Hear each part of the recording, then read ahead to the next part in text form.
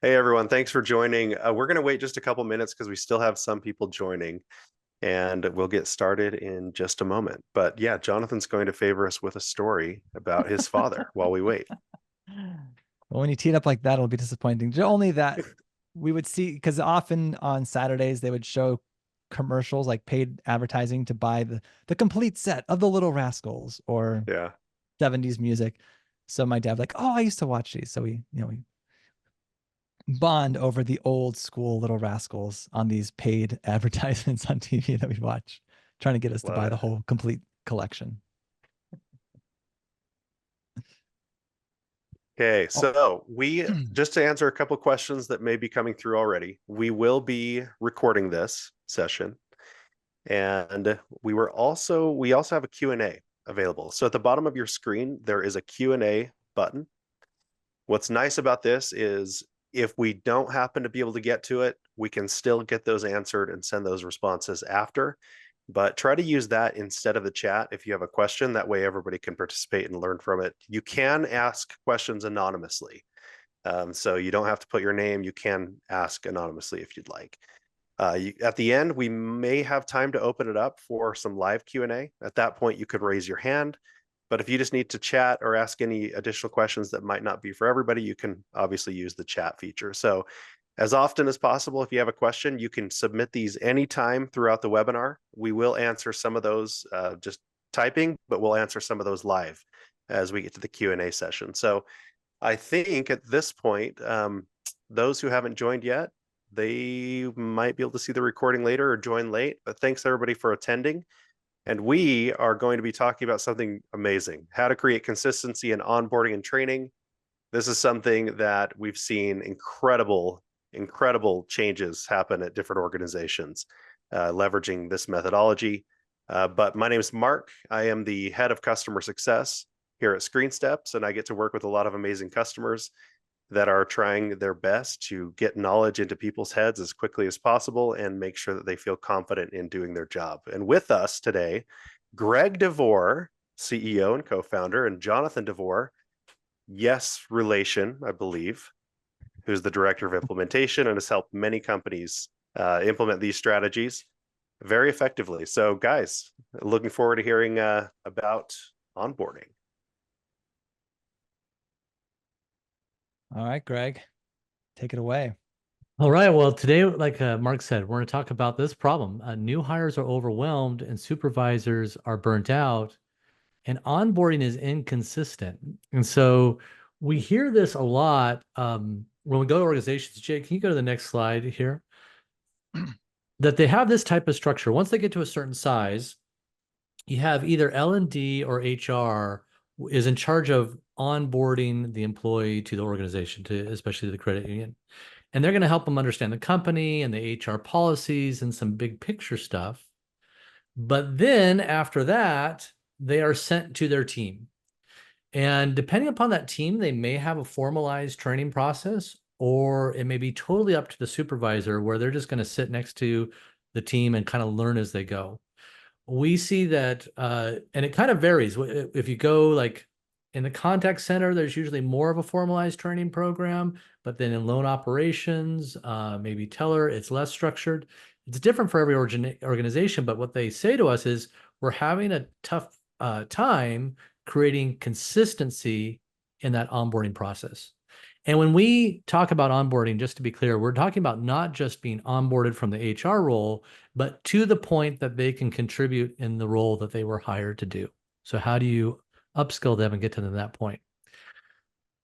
The typical process, once they hit that team, so they get, they're done with the initial onboarding and they go to their team, they're going to see a lot of PowerPoint decks. Sometimes I was talking to one, they've got like a 220 slide deck for one procedure. So they're going to get, thrown all sorts of PowerPoint decks. Might have SharePoint, or you might have some other knowledge base that you're using that there'll be some information there. But mostly they're going to get a lot of lecture. They're going to ask a lot of questions, and there's going to be a lot of shadowing, just kind of watching how things are done, let them try it out, and then coach them through it. They're really being pressured to memorize a lot of material. So if this sounds familiar, maybe raise your hand or type in the chat. if this is matching what you're seeing in the organization. What we want to do is help you move to a spot where your onboarding is instant engagement, confident learners, supervisors who are amazed at what new hires can do, and a consistent experience across departments. Why does it matter that have a consistent experience across departments? Because if everybody's using the same training approach, the organization as a whole can get better at that approach. If everybody's doing something slightly different, it's hard to create any synergies. I just gave a presentation last week at the Tech Learn conference with one of our clients, and she said, she did a great presentation. And she said, each new training class that she puts out, the supervisors are saying, this is the best class you've ever given me. This now is the best class you've ever given me. Each one, it gets better because they have a consistent process that they can improve over time. It's not just random. Well, one thing I want to add to this is, as well as we have this consistent across departments, but also just consistent across branches. We visited credit unions where one branch has a magic notebook that one of the head tellers would take care of, but none of the other branches had access to that. And so if they went there, maybe they could get that, have access to it. But then that lead teller is different than the other lead teller who's doing it, and they do things a little differently. So even in the same department, they're having a lot of inconsistent experiences for their members. Yeah, and depending on who onboarded you, may do things totally different. So it's really important. So what you want is you want a recipe for preparing a new hire to function on their team. And Find and Follow really provides that recipe. It's something that you don't have to be a trainer to understand how to apply this recipe. It gives you guidance about how to do that. So we're going to talk a bit about that today.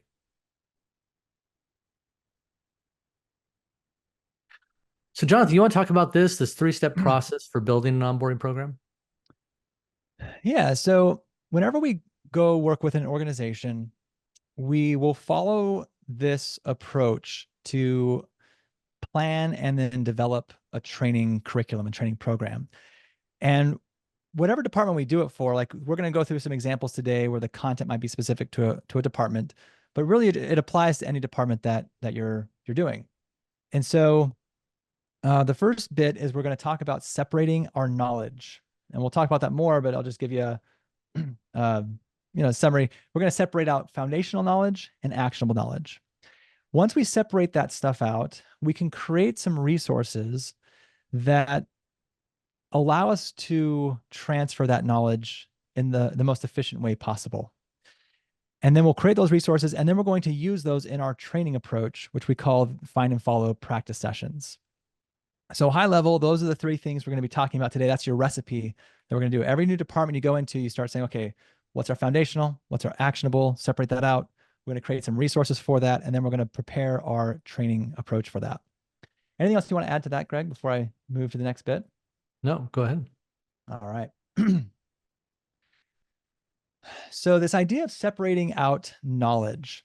Now I'll frame up the challenge that we would see sometimes before I get into it. So I'll frame it up as this way. We would often go into credit unions and we would get PDFs and Word documents of procedures. Or like Greg said, you'd see a huge thing of a PowerPoint deck. And what we notice is that we have this mixture of information. In a procedure, let's say we're setting up new accounts. In that procedure, it will start off by saying, here's what accounts are. Here's the different types of accounts that we have. Here's why it's so important that we set these things up correctly. And here's a whole bunch of background and the history of our credit union, all in that procedure. And it's a lot of background stuff. And it was difficult for employees to kind of get through that to figure out what's the stuff that I'm actually supposed to do. And so we had some mixture of, background and why and all that. And then we had a mixture of what we're supposed to click on. And when it's all mixed up there, it's really difficult for people to utilize on a regular basis. So that was the experience that we were having when we were coming in and working with credit unions. So the first thing we started to do was we separated this out into what we call actionable knowledge. And this is going to be, can I do something kind of policy related? Can we even do this thing? If we can do it, how do I do it? Some informational things that might be like, what are our rates right now? Or just what informational things, or, hey, I'm trying to do this thing and it's not working. Why isn't it working? And how can I fix it? So this is the first type of knowledge that we want to identify. What are all the things that we need our employees in a specific department to do? Anything you want to add to that, Greg? No, it's so important that you don't start with what they need to know. Start with you want to start with the end in mind. What at the end of the day do they need to be able to do? And that's all your actual information. It's a totally different way. A lot of times when people are building training programs, they start with, well, what do they need to know? And that can, lead you down the wrong path. Start with the end in mind. What do they need to be able to do and work backwards? Perfect. And that, like you said, that's a very big paradigm shift. When we think of teaching, we think of training. It often is like, well, we want to have knowledge checks and assessments. Like, what do we understand? What do we know? But we like to say is it's not school. In school, we have to take a test, but in the workplace, we have to do things. And so we're going to focus on that initiative of how can we help them do.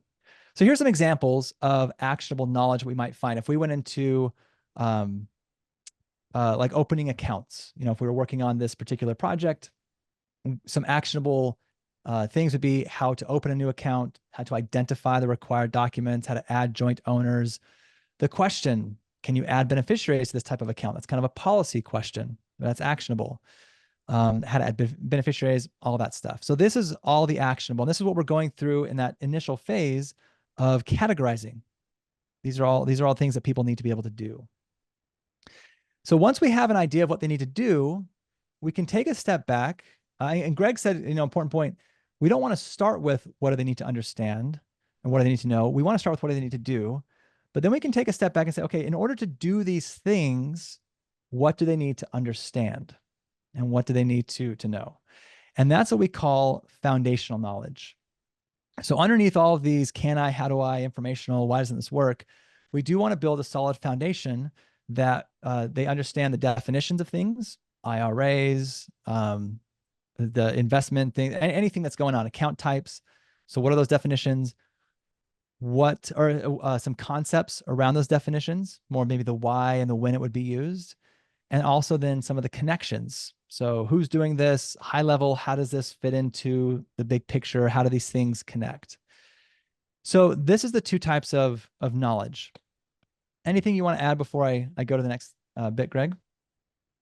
I'll just say a quick story on this. A group we worked with, they totally revamped their training so that all of their training was on the why. What was this and why are we doing this? What is this thing? And they didn't spend any time training the how. That was all done with the actionable guides. And they said the confidence of employees coming out of that training was hard. They said, thank you so much. Before when they were being trained, they would learn to do all these things, but they didn't know why. And it was really hard for them to understand these connections. And now they're very explicit about painting those connections for them so that when they use the actual information, they understand what they're doing. Awesome. Yeah, and we'll talk a little bit about how we're going to build out these resources and how we're going to use these resources during training in just a moment. But the first thing I wanted to do in our webinar was, here's some examples too, right? So some foundational things. What is a social security number? What is eligibility? What's the initial deposit and why is it needed? What is CIP and OFAC and all that? So actionable, foundational. And what I wanted to do is, we wanted to do sort of like a quiz during our webinar, and we're just going to have 4 examples, and we want you to just think about what kind of knowledge this might be. So first scenario, here's a situation where a member comes up and he asks, can you help me set up an ACH transaction? So the teller either turns to you or writes in Teams or chat, hey, what's ACH again? So what kind of knowledge does this teller lack? Now, if you're feeling confident, you can definitely put it into the chat, but we're just saying right now, just think about wherever you're at, think about what kind of knowledge is this teller, are they lacking actionable knowledge or are they lacking foundational knowledge? What do you think? Oh, Nicole's brave. She put in foundational. Greg, survey says what's ding, ding, ding. Ding, ding, ding. That's correct. Love it. Yeah. Now, They also might be missing some actionable knowledge. That might be part of it too. But initially, you can immediately tell, oh, they don't really know what this is. And so that's a foundational question. All right. Scenario 2, kind of a carryover. They're asking you to set up ACH transaction. So the teller turns and says, hey, what information do I need in order to help set up an ACH transaction? Oh, Megan's being brave. Actionable knowledge. Mark got a green check mark. Yes. Now, Greg, we kind of talked about this again. I want you to share a little bit more though. Why is it so important that we can distinguish between these two types of knowledge in these moments? Really, it's because it helps us understand how we're going to support them and empower them to perform their job. So foundational knowledge, they do need to know. Like they need to be at least familiar with foundational knowledge.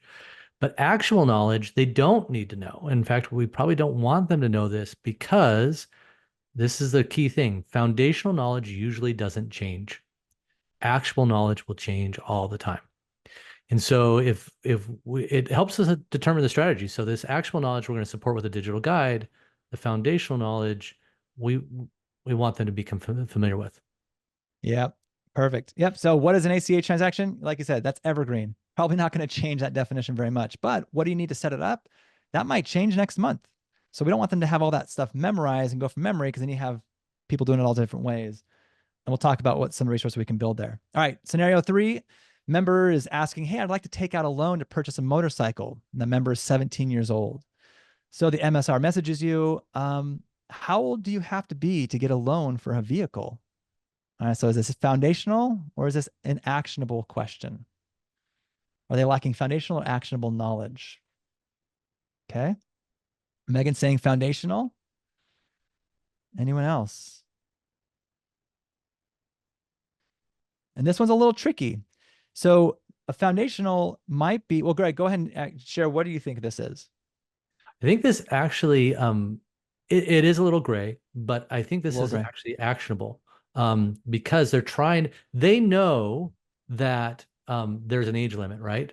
There's some sort of policy. They understand that enough. So they know what the person's talking about. What they're looking for is in that moment, what is the rule? And it's possible this rule could change. Could be that the age limit changed, whatever it is. So can they just search and find that answer to that right away? Yeah. This one was a little tricky. Yeah. So why, and like you said, I want to kind of emphasize, why is it actionable, not foundational? And you were mentioning that they understand what a loan is. They understand what type of loan they might even need to do. They understand there's some age limits and there is a policy that exists. They just don't know how to apply it right now. Yeah. Is that anything else you'd like to add to that? Yeah. So an example of foundational knowledge would be like if they didn't even know that age was important, then that would be So if we foundational said, knowledge that they don't have. So if the person says they're 17 and they're like, I don't care, then there's some foundational knowledge lacking. But if they know that there's an age limit, they're not sure what it is, that knowledge becomes then actionable that they need in that moment. cool. Okay. Last scenario. Individual says, I'd like to set up a new account, and the MSR messages you, all right, why do we need to, like, I'm doing this whole procedure and all this stuff, and the member's asking, why do we need to run the CIP when setting up a new account? All right, is this foundational or is this actionable? So now Megan's has a question mark after foundational, a little Nina foundational. All right, Greg, what do you think? Yeah, that's a perfect example of foundational because it's a why question. Why? Right? Yeah. And this is actually a great, hopefully this happened before in training, but this is when they start connecting the dots, and they're not just stuck in like, I do this thing, I have no idea why I do it. Yeah, this is a foundational topic question. Awesome. Great. All right. So first step out of the way, right? We're starting to identify some foundational and some actionable, and there might be some gray things. And I'm not going to get too nitpicky about whether that, is exactly foundational actionable, but it's going to give you some insights into how we can start separating out this stuff. Because now we want to create our resources. And when we create our resources, there's going to be a couple different things we can do. And I'm going to show you some options. So here we've got training resources, and I'm going to cut over to my screen. And we're going to talk about some different resources we can create. So now that we've separated this out, I'll briefly talk about one that's pretty simple, and then I'll briefly talk about a second one as well. So first, this is a ScreenSteps knowledge base. It's a knowledge ops solution. And when it comes to, we'll just first talk about creating foundational content. When it comes to foundational content, we can create digital guides that give us an overview of a topic. Remember, we talked about foundational is going to be like a definition, and then some concepts and then connections. And so we can create a glossary of all of our foundational industry terms. And this can be great. So we can go in and we can take ACH and we can just give a brief overview of what is this? Here's an example of how it would be used. And here's like a use case. Okay, so that's an example of a foundational article. It's not giving any actionable things of how do you do this ACH stuff, but it's helping somebody who's reading it just get an idea of what this is. So you can create some guides like this that go over that. I'll just do one more here, right? So if someone's asking about, I don't even know what's the EBITDA, right? So you could go through and just, here's foundational stuff. So this can be really, really helpful. That's one approach you could do.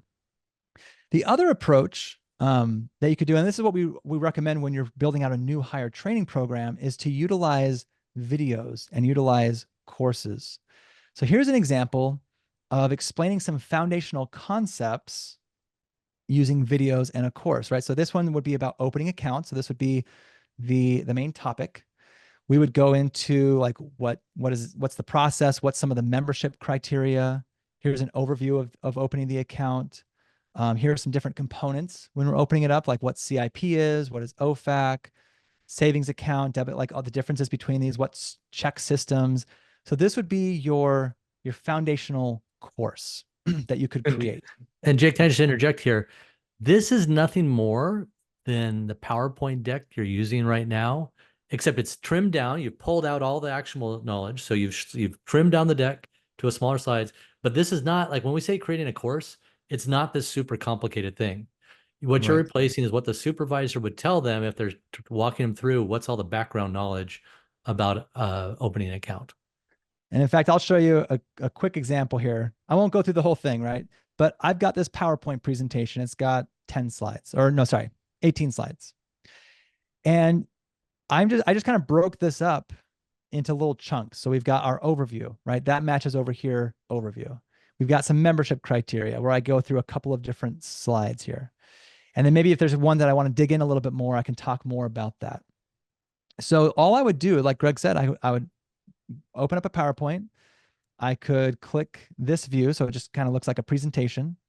In ScreenSteps, I'm not going to go into crazy detail here. This is the ScreenSteps editor for making courses. All I got to do is hit video, start recording.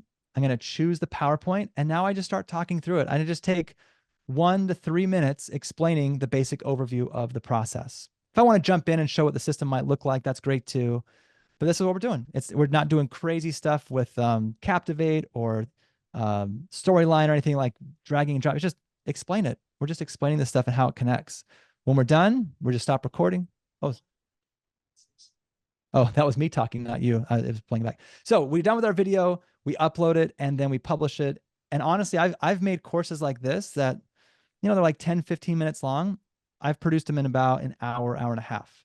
And then you're done. That's your onboarding of your foundational resource that can be utilized by hundreds of people now as they come on board and learn about this particular topic. So anything else you want to add about creating some resources for foundational concepts, Greg? Well, I think people may be thinking like, oh, well, wait a minute. All you did was tell them about accounts. Like they're not gonna be able to do anything. So the important thing here, this is one of those connections, is this is laying the foundation, and we're going to tie in the actionable. Yes. And I talk a little bit about, for foundational, we're talking about video, and now we're going to switch over to something more that's like digital guides, like showing click by click. Why are we making videos for foundational concepts? And as I go into the guides, we're not really focused on making videos for procedural and actionable stuff.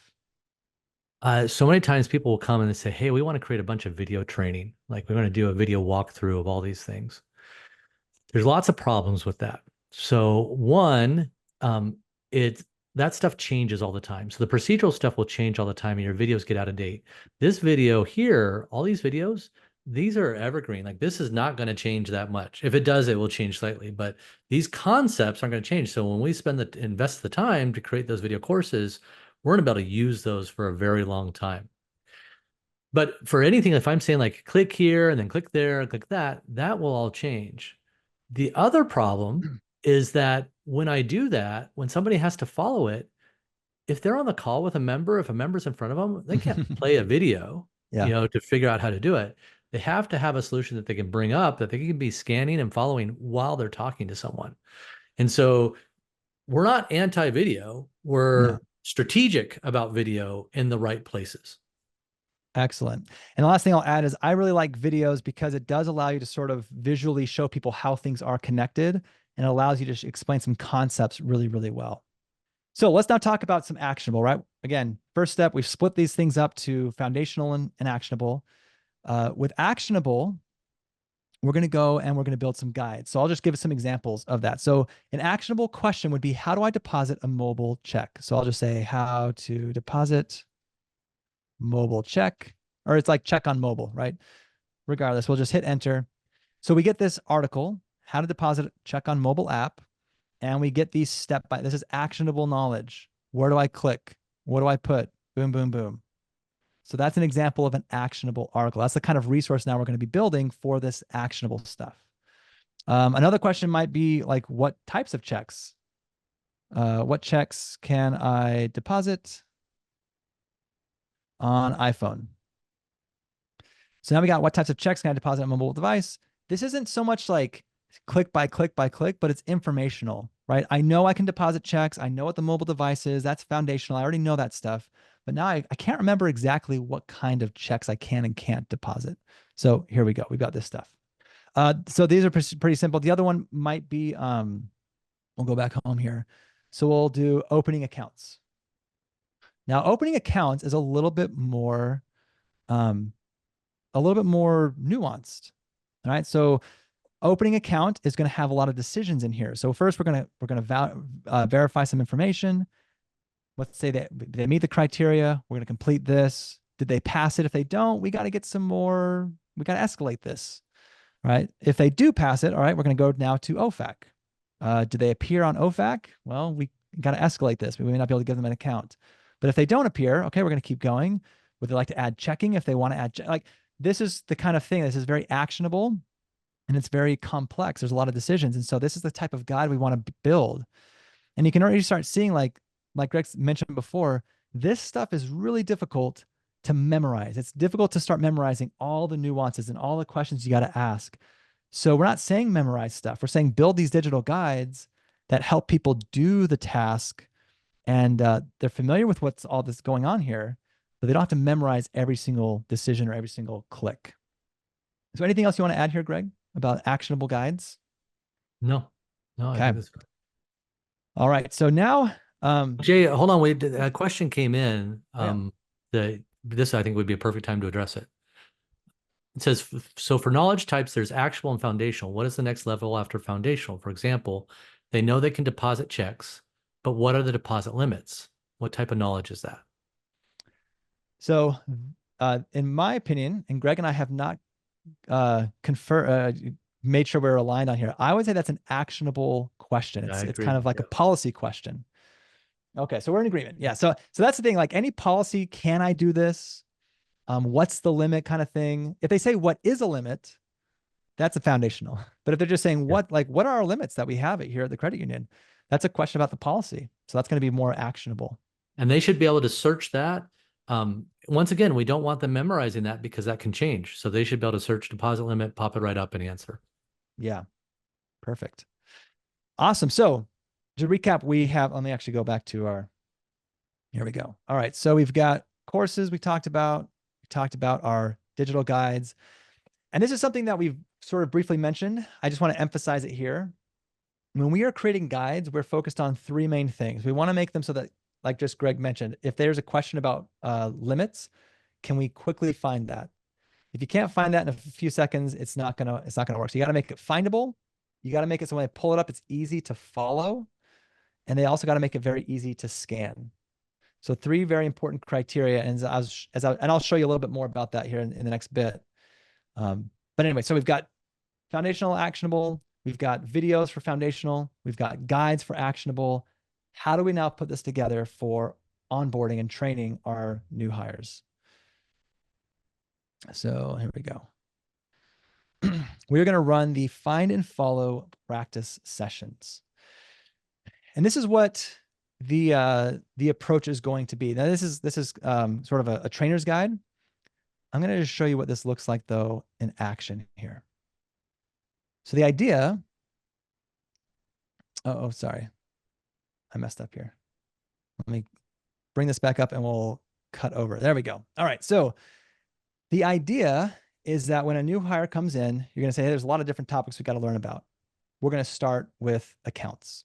So in ScreenSteps, they'd go over to courses and they could click on the opening accounts course. And on their own, they're going to go through this course, which is only about 10, 15 minutes, very short, simple videos that explain the different elements of that. So the employee goes through that, they got headphones on or whatever, watching that. And when they finish, they're now going to come back and talk with a trainer or a manager or somebody who then can help them learn how do they apply this foundational knowledge. So here's what that might look like. After they finish, they'll go to the Knowledge Hub. And then during training, you're going to have some scenarios. Say, all right, so go ahead and someone comes in and they want to open up a new account. What do you do? So they type in opening account and they can pop open. It's findable, right? They can pull this open, and we're now going to practice going through this during training. We're not focused on memorizing. We're just focused on helping the person know how to navigate through this. So that's kind of big picture. Now let's open up the trainer's guide to see like more detail. Here's what this might actually look like, right? So the person goes to the course and we have this in the little trainer's guide of here are the topics that are covered in that course. And that way the trainer just is familiar with, okay, here's what they just did. Here are some questions the trainer can ask just to make sure that they have some understanding of what the different areas are, right? What is an SSN? What is CIP? What's OFAC? What's check system? Just general foundational stuff. And then they start going through and say, all right, we're going to practice. I want you to create a new account for somebody who wants to buy a home. What would you do? All right, we're going to go through that whole thing. They're going to go through the guide and go through the questions and we'll talk through it. Once they do that, great. Now let's set up an account for somebody who wants to include a joint account. What are you going to do? We're going to go through the guide again and practice doing it. Next up, set up an account for somebody who wants a checking account. You got it, right? Go through the guide and complete it. So that's what training becomes, is this combo of doing a course to learn foundational and then going into the actionable activities and using the guides to practice using them so they're comfortable when members come in, they can react and respond appropriately. Anything you want to add to that, Greg? Anything you want to clarify? Well, I think what's really happening here is you are teaching them to have confidence in your digital guides, and you're teaching them to find and follow things on their own. And when they learn that, see, people don't naturally know how to follow guides. It's not just, they're not good. The first time you do this, it's going to be a total train wreck. They're going to make mistakes all over the place. And so you're going to have them run it again and run again. But what's happening is they're learning one skill that will help them do 1,000 things. So instead of making them an expert on all the different procedures you have, you teach them how to confidently follow these guides, and now they can really do anything. Perfect. So that is then the training program. So the high level recapping, they go through a foundational course, develop some confidence that they understand what the terms are, how things are connected, how it flows. And then they're going to look at the digital guides, and then they're going to practice activities using those guides over and over and over. And like Greg said, not only do they, well, here, actually, let's go over to these. The results. Greg, talk us through some of these results when people follow this simple recipe. Yeah, and when we're talking about, so 87% reduction in onboarding time, 75% reduction in time to proficiency. That number, we had one group, they reduced their time to proficiency from 12 months down to 8 to 10 weeks. Cross-training time is a huge thing. So we're working with some credit unions now. They're trying to go to more of a flat system where you're not having these specialized teams for different things, but you're making it so everybody can answer. Yeah. It could be a teller, that could be a loan, anything. I mean, when you do this, cross-training becomes so much easier. We had a group that went from, it was 30 days to cross-train for a role, took that down to less than an hour to do that.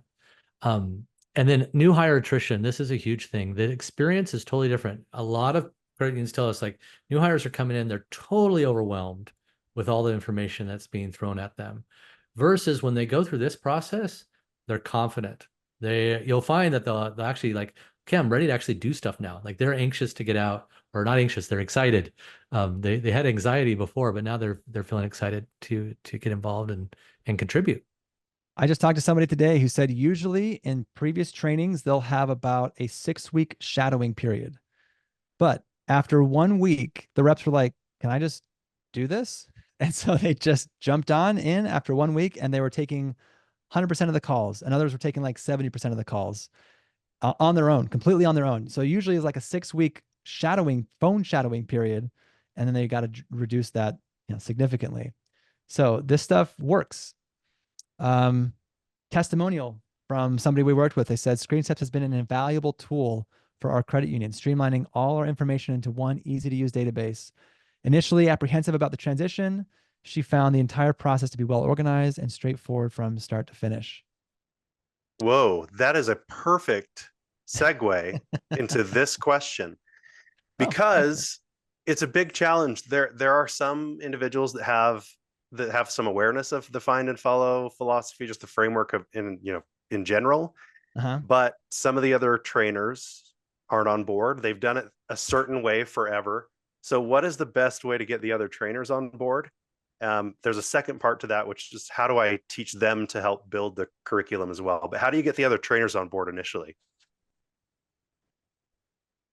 I'll let Greg answer that first. Yeah. So I found that trainers and credit unions, they actually really gravitate to this because they are stretched so thin. They're having to do so much training. So a system like this, they are initially overwhelmed, like, oh, this is gonna be a lot of work to get all this stuff built. And so that's a common concern. And we help through the process, and the ScreenSteps tools can help with that. But there is work involved there. But trainers like this training approach. When the other group that is a bit more resistant, or can be, are the people who are training but aren't trainers. So when they come onto the team and you've got a supervisor, whenever the shadowing's happening, training is happening, but it's probably not happening from a trainer. It's happening from another coworker. And so it's a little hard for them to picture how this is going to work. The best thing that we've found is to let them experience it. So set up a little practice scenario so they can experience what it's like to go through a foundational course, to use the digital guides, and then it starts clicking for them of how this is really going to move them from what we call being a knowledge spender to being a knowledge investor. Knowledge spender, they just kind of give them answers all day, coach them all day. That's just spending. Investing is, I create a digital guide that can be used 1,000 times for them. Yeah. So I was just going to emphasize that last piece of letting them experience. We hear it all the time. If you try to explain it, people are like, yeah, we got that. We've done that. We already got that handled. But when you say, all right, go here and type in a question. And they're like, all right. And this might be just a simple one, but like send statement to customer, or send statement. We'll just do that. And then you can pull this open and like go through a workflow. And it's like, do they have online banking? Well, no. And how do they want them? Soft copy or hard copy? Hard copy. That's when it's like, oh, yeah, this would be really great to have, because then like they're having to memorize all this stuff. But if they could just go here, that would make it way easier to train people. So getting that experience of what it's like to be a find and follow organization, or use the find and follow onboarding methodology, that gets people oftentimes a little bit more on board. I don't know. Anything else, Mark? One thing that's a relief for a lot of supervisors is it's a fresh start. So I've had people tell me this over and over, but it's a fresh start for them as supervisors to be able to redirect their employees without feeling guilty. Because sometimes they kind of feel guilty for saying, hey, go check the system first, or go check the articles first, or go check ScreenSteps first. But with this, because you have a new excuse, because you're spinning this up, it's a chance for you to redirect them, which is always important, and then allow them to self-serve. If it's not there, then come back and talk to me. So it's so helpful in redirecting that conversation. Yeah. Awesome. Any other questions around that? Well, we have another question. Well, so what we want to do is take this time for everyone to submit questions. So as they're submitting them, and we'll go over that in a moment. We just wanted to briefly talk about some resources here. Find and follow, and Mark's going to send some links if he hasn't already. Put some links into the chat for the book. So Greg and I wrote a book on our experience of helping companies build, find, and follow organizations. It includes building out knowledge base, building out the courses, combining them into a knowledge ops solution where people can get their foundational knowledge transferred, they can get actionable knowledge transferred. And it's really a whole framework along with technology that makes this possible. And when you adopt this framework, everything changes because you're no longer thinking, oh, we got to put up training and all that stuff. It's like, no, we're thinking of how can we transfer knowledge in the most efficient way possible? How can we create a strategy for our organization to transfer knowledge from those who have it to those who need it in just a very efficient way without overwhelming supervisors? So there's some links in there. Also, there is, sorry, I forgot to mention this, but there's a trainer's guide template that was shared as well. That's a link that we just put in the chat. The book, also the free course that just describes what find and follow is. That's very helpful, especially if you're trying to, just glean a little bit more information about it for yourself, but also to share the ideas with others. And then a free playbook at the end. Awesome. All right. So with some, Greg, anything else you want to add to that about the book or resources or anything? All right. Yeah. So Mark, we had one question. Anyone else? Feel free to submit more if you have them. But so this person's asking about in-person technical training. So for example, tellers, how much knowledge should the facilitator give about their job? Should they have lecture with the foundational why knowledge, or should that just be offered in the digital self-paced content? So I'll talk about that a little bit. So, and Greg can add to it.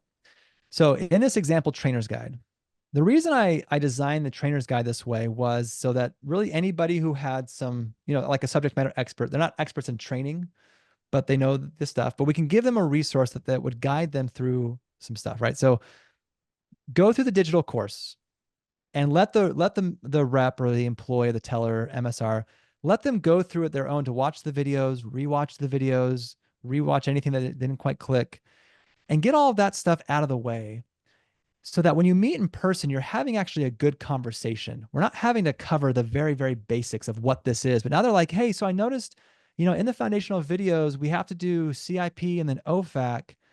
But I wasn't very clear on why do we have to do those things? Great question. That's a good conversation to have with a trainer or a manager or somebody. That's a more educated conversation versus just having to repeat, it's what it is. So I would say, go through those questions. If the trainer or manager is noticing there's a lot of still kind of foundational gaps, great. Let's go back and maybe upgrade our foundational course to add those things so they can get that into that digital format.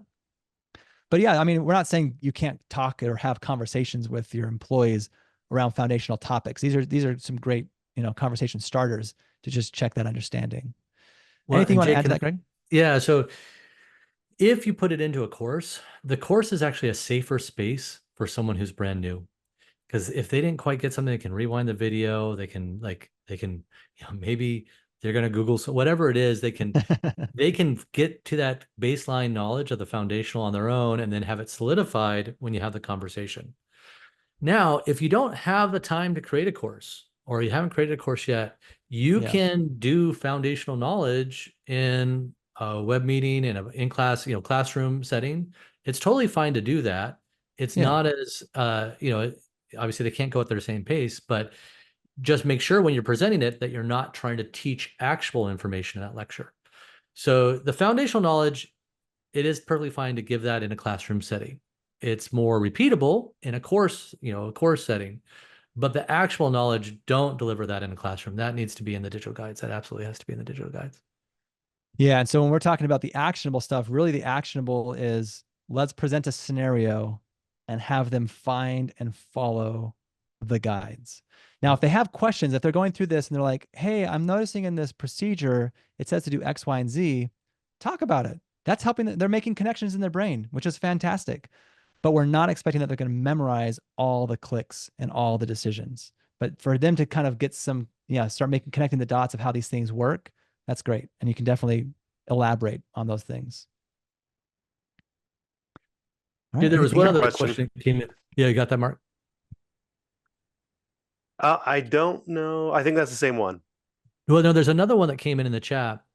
It said, Oh, do in the you think it is chat. important to create learning objectives? Huh. And this is another one Jay and I haven't really talked about, but I'll show you my opinion. I I like to focus on performance objectives. Once again, it's about what they can do. And the thing that you'll find is that if they can do the right things, they'll learn the right things there. And so I don't think there's anything wrong with learning objectives, but I don't know that they're really required because ultimately it gets to the point, the ultimate measure is, can they do the job? And can they do that confidently, independently? So the actual guides really become your performance objectives. And if learning objectives help you get there, then that's fine. In my experience, I haven't seen that they're necessary. I know that's like Yeah. heresy. Heresy. But that's my opinion. Blasphemy. Well, and what I'd say along with that is if someone's saying, "Hey, we need learning objectives," I would just kind of reframe and say, "Great, yeah, let's do learning objectives." So learning objectives for online and mobile banking. Let's come up with bill pay and digital wallet and mobile and online. And what are the things our objectives are, what do they have to do when it comes to bill pay? What do they need to be able to accomplish? They need to be able to troubleshoot why a vendor didn't receive a payment. They need to enroll somebody using Zelle or something like that. Like, so your objectives then are just more action oriented. You're like, yeah, that's great. Well, if you want objectives, we'll give you objectives. Here's what they are. Boom, boom. Here's all the things that we need to be able to accomplish or do in this particular role regarding bill pay, digital wallet, mobile, whatever. And Nicole's saying heresy. Yeah, she's calling you out, Greg. Yeah, sometimes, and just to kind of highlight Greg's point, sometimes we'll see learning objectives, which are like learning objective, understand X, Y, or Z. And that's the whole training, is just understanding. They need to be able to know. They need to be able to pass an assessment with 75%. But what we've seen across the board is that doesn't always lead to proficiency at a job. I've seen people pass. It does not. It rarely leads to proficiency I was in a trying to be kind. job. Yeah. I was at a conference a couple months ago, and I had someone come through, and they were in a credit union that had a tiered MSR program. So there's 4 levels you could get to. And she's telling me, she said, I passed the stuff for, I can't remember if it's level 2 or level 3. I passed the test, but I haven't had that situation come up since then. I'm not going to remember how to do it. Mm-hmm. So these certifying people and passing them off, it really gives you a false sense of security because it doesn't match what they can do.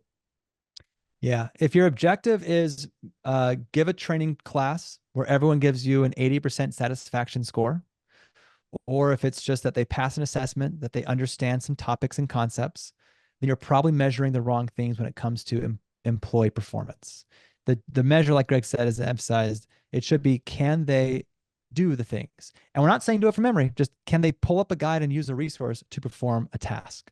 And if they can do that, then we're very happy and satisfied. Yeah, everything's an open book test. Yeah. Well, and I'll just kind of show that too. You can still see my screen, right? Yeah. So the idea is, let's just pretend that this screen here is a core system or something, right? We'll just discard those changes. So we'll just use our imagination. That's core system. And the idea is that this is then ScreenSteps, right? So you could have these sitting there. If people have multiple monitors, which most branches will have that for MSRs and tellers, you could have this on 2 screens. But if anyone's coming up and asking a question, you could still be working on your core system, and then you just pull up a guide. So opening accounts. And we can still go through like, okay, so yeah, let me just verify. Like, I'm using this and I can still talk to a member. I can still work in the system, and it's simple, right? And it's not taking me out of things. And this is actually going to go faster because I'm not going to have to, I've seen this all the time. An expert, a pro is going through it and they're like, oh, wait, I forgot. Let me go back and redo this. So there's none of that, right? We're just going straight through, hitting these things, and these are prompts for what to say. And we're using this within the flow of our work. And we can still reference this while talking and while doing. It's not going to interrupt the flow at all. Anything you want to add to that, Greg? No, that's good. Yeah. Yeah. Nicole's saying she's not calling you out, just saying instructional system designers are trained to create performance objectives. Yeah. So and we could say if you still want to do that, great. Just focus them on action and performance. I don't see any pending questions. We do have another minute if anybody wants to submit one. However, other than that, I think we're about to wrap up. All right. Thank you, everyone. Nice. All right. Thanks, guys. Thanks for sharing your knowledge with us. Oh yeah, those are some contact emails if anybody wants to get in touch. I'll put up the last thing there. Yeah. So if you're watching this and you want to try it out yourself, set up a demo account, work with me and the ScreenSteps team to develop a plan of action. We can help you create a project plan for doing this. Or if you just have additional questions, reach out. So there's my email. There's Greg's email. Happy to chat and talk more about this. All right. And finally, now we have the thank you. There we go.